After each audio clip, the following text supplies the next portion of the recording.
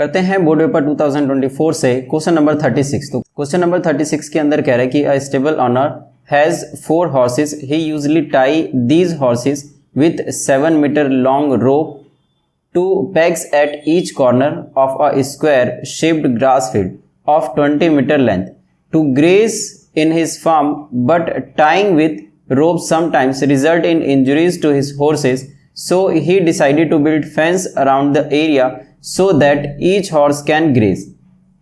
Based on the above, answer the following question. Find the area of the square shaped grass field. Second part, A, find the area of the total field in which these horses can graze, or if the length of the rope of each horse is increased from 7 meter to 10 meter, find the area grazed by one horse. Use pi is equal to 3.14.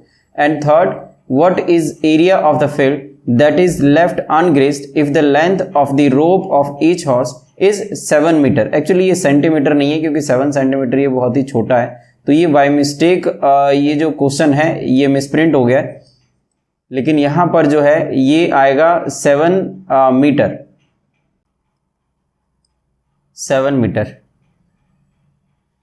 तो अब question को समझते हैं। यहां पे ये जो question है ये कह रहा है कि एक स्टेबल ओनर है जो कि जिसके पास में 4 हॉर्सेज है, और वो यूजुअली क्या करता है, जो 7 मीटर लॉन्ग रोप है उससे चारों हॉर्स को वो बांध देता है हर एक कॉर्नर पे, जो कि एक स्क्वायर फील्ड है। तो ये स्क्वायर फील्ड को जहां पे वो ग्रास को फीड करेगा उसकी जो लेंथ है, उस स्क्वायर फील्ड की जो लेंथ है वो 20 मीटर है to graze in his farm, but time मतलब इस तरीके से वो बांधने की वजह से वहां पर इन सबको इंजरी हो जाती है। So he decided to build fence around the area so that each horse can graze. तो इस लाइन का कोई भी यहाँ पर इंपॉर्टेंस नहीं, वो सिर्फ क्योंकि जो फील्ड के अंदर जो हॉर्स है वो आपस में लड़े नहीं, झगड़े नहीं, या फिर कोई एक्सीडेंट नहीं हो जाए, इसीलिए उसने फेंस करवा दिया है। अदरवाइज मैथमेटिकली इसका कोई यूज नहीं है। Based on the above answer the following question. तो इस बेस पे जो आंसर करना है, इस क्वेश्चन के आंसर आपको देने हैं जो भी यहाँ पर नीचे लिखे हुए हैं। तो सबसे पहला पार्ट ये कह रहा है कि find the area of the square shaped grass field. तो सबसे पहले इसको करते हैं, और यहाँ पर मैंने अगले स्लाइड पे डायग्राम बना रखा है, तो उसको हम डायग्राम के थ्रू समझते हैं। तो यहाँ पे जैसे कि ये स्क्वायर आपको दिख रहा है, तो इस जो ये स्क्वायर है इसका जो लेंथ है, एक लेंथ मतलब ये 20 मीटर का है, और हर एक कॉर्नर पे, जैसे इस कॉर्नर पे, इस कॉर्नर पे और इस कॉर्नर पे, मतलब इसके चारों कॉर्नर पे हॉर्स है, और यहाँ से जो हॉर्स का डिस्टेंस है ये 7 मीटर का है, मतलब 7 मीटर, यहाँ से वो 7 मीटर ही कवर कर सकता है, इधर से, इस कॉर्नर से, इस कॉर्नर से और इस कॉर्नर से। तो हर एक जगह पे ये 7 मीटर जो है ये डिस्टेंस है, उस मतलब रोप का लेंथ है जहाँ पर वो ग्रास को फीड कर सकते हैं। तो 7 मीटर और इधर भी 7 मीटर एंड अगेन यहाँ पे 7 मीटर। तो अभी वो कह रहा है कि ये जो टोटल जो फील्ड है, इस फील्ड का जो लेंथ है ये पता करना है, इसके बजाय कि मतलब जो ग्रास जितना फीड करेगा उस एरिया को इसमें नहीं निकालना है, सिर्फ ये टोटल एरिया वो पूछ रहा है कि इस स्क्वायर फील्ड का जो टोटल एरिया है वो क्या हो जाएगा। तो अगर हम इस पहले पार्ट को अगर हम सॉल्व करें, तो इसमें सबसे पहले हमको लेट करना पड़ेगा कि लेट जो लेंथ है, late length of one side of square field BL।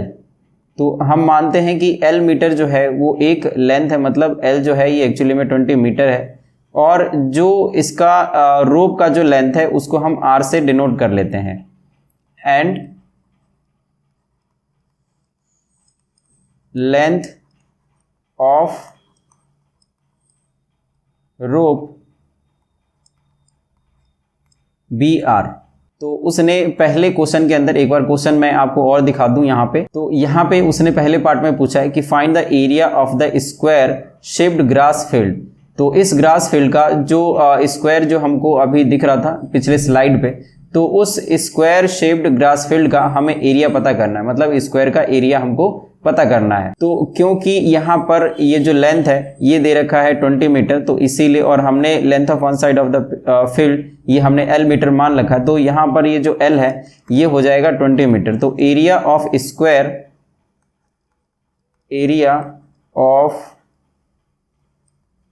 Square field या स्क्वायर ग्रास फील्ड ये हो जाएगा साइड स्क्वायर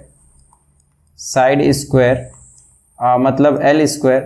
तो जो L है ये 20 है, तो इसीलिए ये हो जाएगा 20 स्क्वायर, और अगर हम 20 का स्क्वायर करेंगे तो ये आ जाएगा 400। तो 400, और क्योंकि जो यूनिट है वो मीटर में चल रहा है तो इसीलिए मीटर स्क्वायर, तो 400 मीटर स्क्वायर। तो ये आ जाएगा पहले का आंसर। अब देखते हैं सेकंड क्वेश्चन।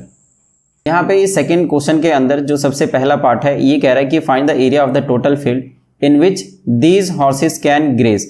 तो क्योंकि ये जो हॉर्सेस है ये 7 मीटर लॉन्ग रोप से ये बंधे हुए हैं, टाई हो रखे हैं, तो इसीलिए यहाँ पर ये जो हमारा रेडियस है ये हो जाएगा 7 मीटर। और क्योंकि हमको यहाँ पर वो कह रहा है कि एरिया ऑफ टोटल फील्ड निकालना है, तो इसका मतलब जो जितने भी 4 हॉर्सेस है तो 4 हॉर्सेस के हिसाब से हमको ये एरिया निकालना है। तो करते हैं इस पार्ट को भी सॉल्व। बट इस पार्ट को सॉल्व करने से पहले मैं चाहूँगा कि इस वीडियो को एंड तक आप जरूर देखो, और अगर क्वेश्चन समझ में आता है, जो मैंने सॉल्यूशन प्रोवाइड किया ये सॉल्यूशन में आता है, तो वीडियो पे लाइक और कमेंट जरूर करना, और मुझे मोटिवेट करने के लिए चैनल को सब्सक्राइब जरूर करना। तो करते हैं इस क्वेश्चन को सॉल्व। तो इस सेकंड पार्ट के अंदर, जो कि सेकंड पार्ट का ए पार्ट है यहाँ पे, तो इस ए पार्ट के अंदर क्योंकि जो रोप है यहाँ पर ये 7 मीटर का लेंथ है, तो यहाँ पे क्योंकि हम जानते हैं जो स्क्वायर फील्ड होता है उसके हर एक कॉर्नर पे 90 डिग्री का एंगल बनता है, तो इस जगह पे 90 डिग्री का एंगल बनेगा और ये इसका रेडियस माना जाएगा। तो अगर हम यहाँ पर ए पार्ट करें तो जो थीटा है ये 90 डिग्री माना जाएगा, और हमने रोप का जो लेंथ है, लेंथ ऑफ रोप, उसको आर से डिनोट किया, तो इस केस में जो आर है ये 7 मीटर हो जाएगा। तो इसीलिए जो आर है ये हो जाएगा 7 मीटर। फिर उसके बाद में ये कह रहा है कि जो जितने ये कॉर्नर है जहाँ पे ये जो हॉर्स है ग्रेज कर सकते हैं वो एरिया हमको पता करना है। तो ये चारों का चारों एरिया जो है ये हमको पता करना है हर एक कॉर्नर पे। तो क्योंकि हर एक कॉर्नर पे यहाँ पे सेक्टर बनना है, इसीलिए हम 4 into area of minor sector लगा लेंगे, जिससे कि ये चारों सेक्टर का जो एरिया है ये हमको पता लग जाएगा। तो इसीलिए यहाँ पर total area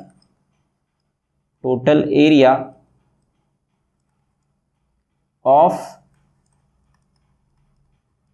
field on which horse can graze, तो इसके लिए हो जाएगा 4 इंटू एरिया ऑफ सेक्टर, या आप ऐसे सोच के चलो ये माइनर सेक्टर होगा, या एक क्वाड्रेंट भी हो सकता है क्योंकि यहाँ पे 90 डिग्री का एंगल बन रहा है। तो इसीलिए 4 into theta upon 360 multiply pi r square. तो यहाँ पर जो आर है ये 7 लेंगे, थीटा 90 डिग्री, तो यहाँ पे 4 इंटू जो थीटा है ये 90 डिग्री हो गया, 90 अपॉन 360 मल्टीप्लाई जो पाई है ये है 22/7, और जो रेडियस है ये है 7 इंटू 7। तो यहाँ एक 7 से एक 7 कट जाएगा, और 90 4 जा 360, तो ये दोनों ही इस 360 से कट जाएगा, और जो बच गया वो हम लिख लेंगे। तो ये आ जाएगा 154 मीटर स्क्वायर। तो ये हमारा सेकंड का जो ए पार्ट है उसका आंसर आ गया। तो अब देखते हैं जो सेकंड का बी पार्ट है वो क्या कह रहा है।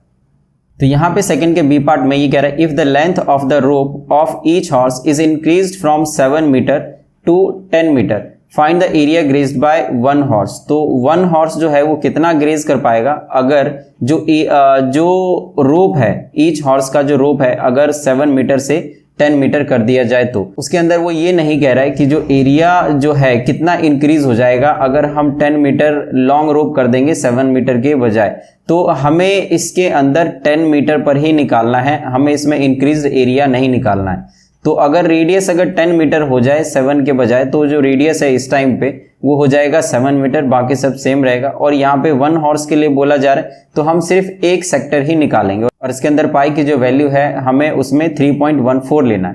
तो करते हैं इस पार्ट को भी सॉल्व। तो यहाँ पे इस बी पार्ट के अंदर जो थीटा है वो 90 डिग्री ही रहेगा, लेकिन जो रेडियस है उसने कहा है कि वो 7 से इंक्रीज होकर 10 मीटर हो गया। तो इस केस में जो 1 हॉर्स है वो कितना ग्रेज कर पाएगा? तो एरिया फॉर ग्रेजिंग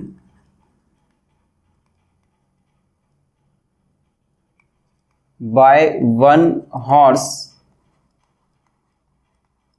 तो इसके लिए हो जाएगा area of minor sector, area of minor sector is equal to theta upon 360 into pi r square. तो जो ये थीटा है ये आ जाएगा 90 अपॉन 360। जो पाई की वैल्यू है यहाँ पर उसने कहा है कि पाई की जगह पे आपको 3.14 लेना है, तो इसीलिए यहाँ पर हम 3.14 ले लेंगे। और जो रेडियस है यहाँ पर, मतलब जो रोप का जो लेंथ है, जो रेडियस है एक्चुअली में ये क्या है, ये लेंथ ऑफ रोप है, लेंथ ऑफ रोप। तो वो चीज़ हम यहाँ पर लिखेंगे 10। अब अगर हम यहाँ पर डेसिमल हटाएं तो ये आ जाएगा 100, तो 2 0 से 2 0 यहाँ पर ये कैंसिल हो जाएगा, और यहाँ पे 1 0 से 1 0 और 4 जा 36 हो जाएगा। और अगर हम इसको 2 से डिवाइड करें तो ये आ जाएगा 2 और ये आ जाएगा 157। और 157 को अगर हम इस 2 से डिवाइड दें तो ये आ जाएगा 2 7 जा 14 और 2 8 जा 16 और 2 5 जा 10। तो इस तरीके से 78.5 मीटर स्क्वायर ये हमारा आंसर आ जाएगा इस सेकंड के बी पार्ट के लिए। तो अब देखते हैं इसका थर्ड पार्ट, कि जो थर्ड पार्ट है उसके अंदर ये क्या क्वेश्चन पूछ रहा है। तो यहाँ पे इस थर्ड पार्ट के अंदर, what is the area of the field that is left ungrazed if the length of the rope of each horse is 7 metre. तो अगर लेंथ ऑफ रोप जो है अगर 7 मीटर ही रहे तो उस पूरे जो स्क्वायर है उस पूरे फील्ड में कितना एरिया बच जाएगा, ये हमको पता करना है। तो इसको हम किस तरीके से निकाल सकते हैं, कि जिस तरीके से हम इस पहले डायग्राम को हम देखते हैं और उसके बाद मैं आपको उस क्वेश्चन को समझाता हूं। तो यहाँ पे जिस तरीके से ये डायग्राम है, तो यहाँ पर ये कह रहा है कि जो ये स्क्वायर है ये तो 20 मीटर है, हर जगह से इसका जो लेंथ ऑफ साइड है ये 20 मीटर है। तो अगर 7 मीटर अगर रहेगा तो सिर्फ वो यहीं तक ग्रेज कर सकता है, बाकी ये वाला जो पार्ट है ये अनग्रेज्ड रह जाएगा। तो यहाँ पर हमें यही पार्ट निकालना है। तो इसके लिए हम क्या कर सकते हैं, इस पूरे स्क्वायर में से जो ये 4 सेक्टर है ये हमको माइनस करना पड़ेगा। तो करते हैं इस पार्ट को भी सॉल्व। तो यहाँ पर जो लेंथ है, टोटल जो लेंथ है उस स्क्वायर फील्ड का, एक लेंथ ये 20 मीटर है, रोप का जो लेंथ है वो 7 मीटर ही रहेगा, थीटा हमें यूज करने के लिए 90 डिग्री चाहिए। तो यहाँ पर ये 3 चीजें पता है, तो एरिया ऑफ अनग्रेज्ड फील्ड हमको निकालना है। तो area of ungrazed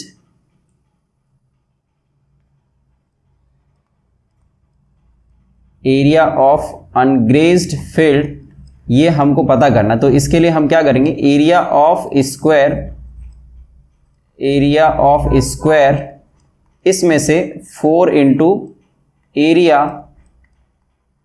of sector ये हम माइनस कर लेंगे। तो एरिया ऑफ स्क्वायर ये हो जाएगा L square minus 4 into theta upon 360 into pi r square कर लेंगे इज इक्वल टू, तो जो ये L स्क्वायर है ये हो जाएगा 20 स्क्वायर और माइनस ये हम निकाल चुके हैं एक बार कि इसका जो आंसर है वो 154 आया था, बट हम एक बार और निकाल लेते हैं। 4 इंटू 90 अपॉन 360 पाई की वैल्यू, क्योंकि इसके लिए उसने 3.14 रिस्ट्रिक्शन नहीं लगाया, इसीलिए हम 22/7 यहाँ पर हम लिख सकते हैं। तो 22/7 और जो रेडियस है वो यहाँ पर 7 ही है, तो इसीलिए यहाँ पर 94 जा 360, तो ये दोनों ही 360 से कट जाएंगे और ये इस 7 से कट जाएगा। तो यहाँ पर आ जाएगा 400 माइनस 22 7 जा 154, और अगर हम इसको माइनस करें तो ये आ जाएगा 10 माइनस 4 6 और 9 माइनस 5 4 और 3 माइनस 1 2 246 मीटर स्क्वायर। तो ये हमारा आंसर हो जाएगा इस थर्ड पार्ट का, जिसमें एरिया ऑफ अनग्रेज्ड फील्ड हमको निकालना था। तो इस तरीके से ये जो तीनों पार्ट है इसको हम सॉल्व कर लेंगे। अब बारी बारी से मैं सारे सॉल्यूशन को आपको दिखा देता हूँ ताकि आप इसका स्क्रीनशॉट ले सको। तो ये हमारा फर्स्ट स्लाइड है और ये हमारा सेकंड स्लाइड है। तो इस तरीके से इस क्वेश्चन को हमने सॉल्व कर लिया। अब मिलते हैं नेक्स्ट क्वेश्चन में। Thank you so much.